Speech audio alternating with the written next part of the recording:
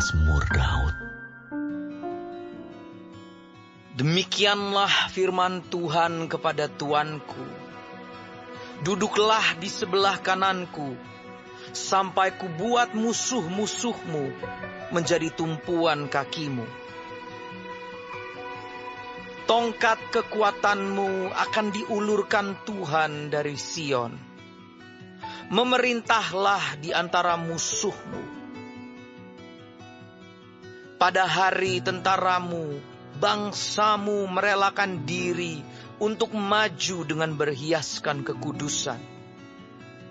Dari kandungan fajar tampil bagimu, keremajaanmu seperti embun.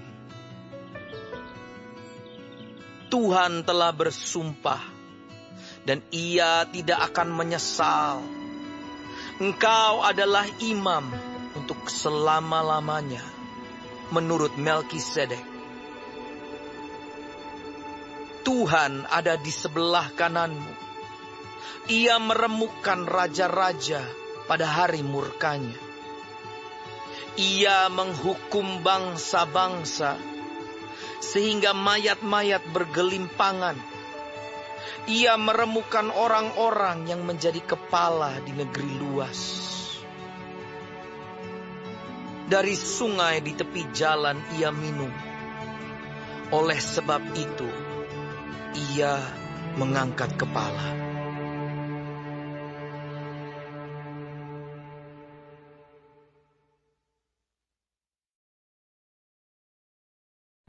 Shalom saudara-saudaraku yang kekasih di dalam Tuhan Yesus. Puji Tuhan, kita masih diberi kesempatan hidup hari ini dan mempelajari firman Tuhan, patokan kehidupan dari Mazmur 110. Saudara, Mazmur ini dikutip dalam Perjanjian Baru oleh Tuhan Yesus di dalam Matius 22 ayat 41 sampai 46, oleh Rasul Petrus dalam Kisah Para Rasul 2 ayat 32 sampai 36, dan juga dikutip beberapa kali dalam surat Ibrani. Mazmur 110 ini bicara mengenai Tuhan ayat 1, Raja ayat 2 dan 3, Imam di ayat 4, dan Hakim ayat 5 sampai 7. Tuhan Yesus berfokus pada masalah yang nyata ketika dia bertanya di dalam Matius 22 ayat 41 sampai 46. Jika Daud menyebut Mesias sebagai Tuhan, bagaimana mungkin Mesias juga adalah anaknya Daud? Tidak ada yang bisa menjawab waktu itu.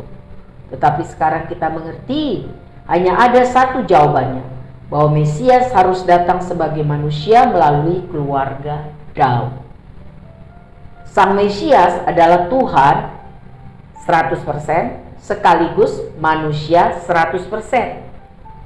Dia bertahta di tempat kemuliaan dan kekuasaan. Ini bicara mengenai Yesus yang adalah Allah dan manusia. Selanjutnya ayat 2 dan 3 mengenai raja. Gambarkan otoritas, kekuasaan, kemenangan atas musuh-musuh Mesias. Kristus akan datang dan meraih semua kemenangan.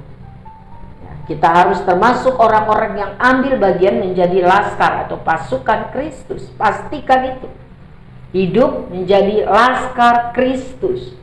Pemberita kabar baik. Orang yang menceritakan tentang Kristus. Yang hebat, yang besar, yang kita alami dalam pribadi kita masing-masing. Tidak ikut dalam hidup berdosa, tapi hidup kudus, hidup benar sesuai firman Allah. Laskar Kristus. Yang ketiga, mengenai imam, tercatat dalam ayat 4. Ibrani 7 sampai Ibrani 10 menguraikan Mazmur 110 ayat 4 ini secara rinci. Latar belakangnya ditemukan dalam Kejadian 14 mengenai Melkisedek. Saudara, Melkisedek, Raja Salem itu, dan Tuhan Yesus Kristus adalah imam dan raja. Ya. Sebagai raja, Tuhan Yesus dapat mengatasi keadaan-keadaan apapun. Sebagai imam, Tuhan Yesus mengatasi kelemahan, perasaan-perasaan kita. Jadi, Yesus Kristus adalah Tuhan dan imam. Dia mengerti kebutuhan rohani dan jasmani kita. Dialah pemegang otoritas dalam hidup kita. Haleluya. Selanjutnya Hakim di ayat 5 sampai 7. Sebuah hari kemurkaan akan datang ketika Yesus Kristus datang kembali sebagai Raja dan Hakim, menghadapi musuh-musuhnya sekali untuk selama-lamanya. Tercatat di dalam Wahyu 19 sampai Wahyu 20. Tuhan Yesus akan datang dan menang dan memerintah dalam kemuliaan. Jadi saudara, jika saya dan saudara mengenal Tuhan Yesus sebagai Allah, Tuhan, Raja, Imam, dan Hakim, mari kita bawa orang-orang lain sebanyak-banyak mungkin untuk percaya dan mengenal Dia sebelum Dia datang kembali sebagai Raja dan Hakim, supaya banyak orang percaya kepada Tuhan dan diselamatkan. Sementara kita sendiri berjaga-jaga, jangan menjadi lemah atau putus asa menghadapi kesulitan hidup. Sebab kalau kita berdiri teguh, tidak goyah, jerih payah kita tidak sia-sia. Tuhan Yesus memberkati.